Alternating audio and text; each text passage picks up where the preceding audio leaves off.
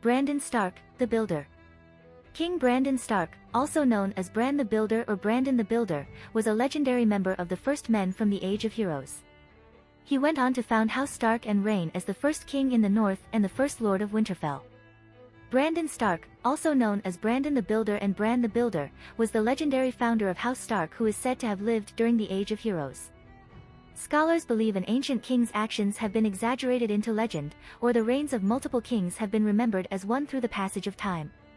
Bran the Builder was a legendary member of the first men from the Age of Heroes, the founder of House Stark, during a time when the ancestors of House Dustin of Barrow Tun ruled the North. Many famous structures are attributed to have been built under his direction, hence his nickname of the Builder, including Winterfell and most famously the Wall, which according to legend, he raised with the aid of giants. Also according to legend, it is said he aided during God's grief with the construction of Storm's End. After 1,000 years of war in the North, House Stark eventually took control over the land. But it still took him many years to make all northern houses kneel to him. When Arya Stark asks her father Eddard if her brother Bran can ever be a knight now that he is paralyzed, Eddard says no, but he can be lord of a holdfast or sit on the king's council. Eddard also says that Bran might even raise a castle, like his ancestor and namesake Brandon the Builder. When Bran and his companions reached the gift, he says it was given by Brandon the Builder to the Night's Watch for their sustenance and support. He also explains, to Osha's discomfort, that the gift has been abandoned due to the wildling raids.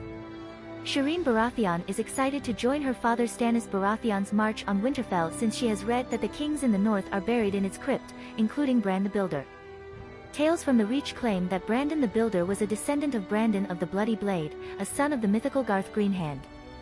According to legend, Brandon built the wall and Winterfell. Some stories say he did this with the help of giants.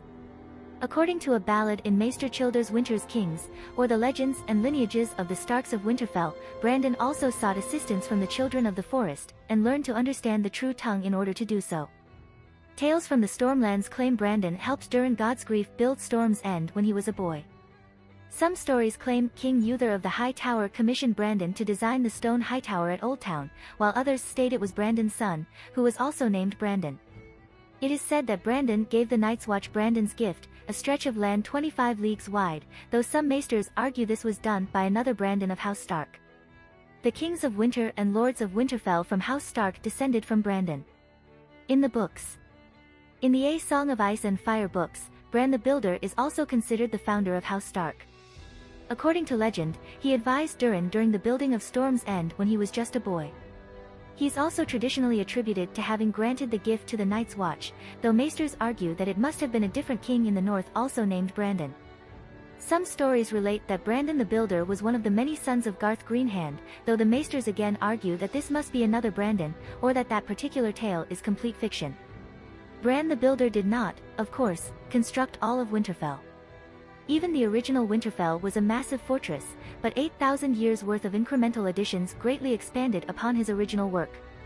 Nonetheless, there are still many parts of Winterfell which are said to date back to the time of Bran the Builder, and stand just as strong as the sections that were added later. Author George R.R. Martin had stated that Bran the Builder might be a mythical character, noting he is as far removed from the time frame of the books as Noah or Gilgamesh is from ours in the real world. Descendants named Brandon in the Stark dynasty. Names are often repeated in aristocratic families, and House Stark is no exception.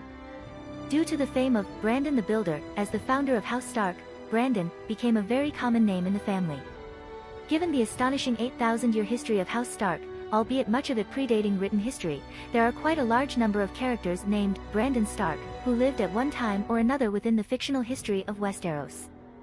Many of them aren't necessarily named for the original Brandon, but because a close relative was named after the original Brandon, or both, thus reinforcing the popularity of the name. There are at least 8 distinct historical characters named Brandon Stark in the novels, though this is stretched across thousands of years.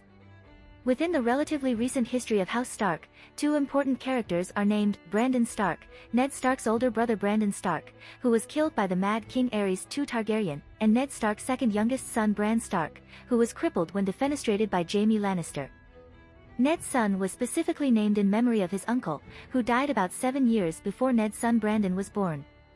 For TV viewers, only 3 of these Brandons are important, and in general, there is usually little confusion in which one is being referred to. Brandon the Builder lived thousands of years ago, and Ned's son is usually called Bran, for short, to distinguish him from his uncle.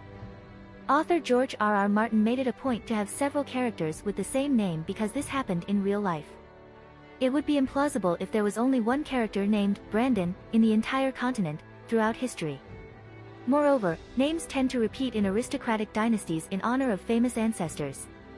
One of the reasons Martin wrote the A Song of Ice and Fire novels is because he grew so frustrated with writing for television and film, in which budget constraints and audience attention span are a limiting factor. As Martin explained, "I remember as a little baby writer I was taught never have 2 characters whose names begin with the same letter because people will get them confused.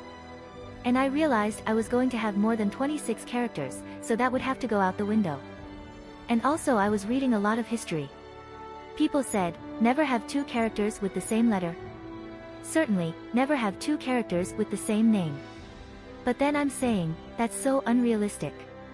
I mean, English history is entirely composed of Henrys and Edwards. There are endless Henrys and Edwards, and you know, not only kings, who at least get numbers, but the guys who never become king. They're princes, and then they die. They're not even distinguished by numbers, and it's very hard to keep all these guys straight. But that's the way the history actually was. Families using the same name over again.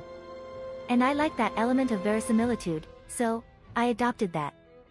You know, the Starks have the name Brandon.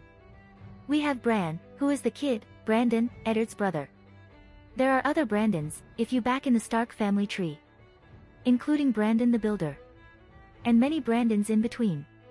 Like the English with Edwards or Williams.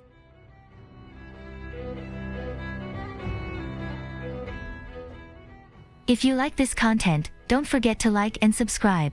See you later, bye bye.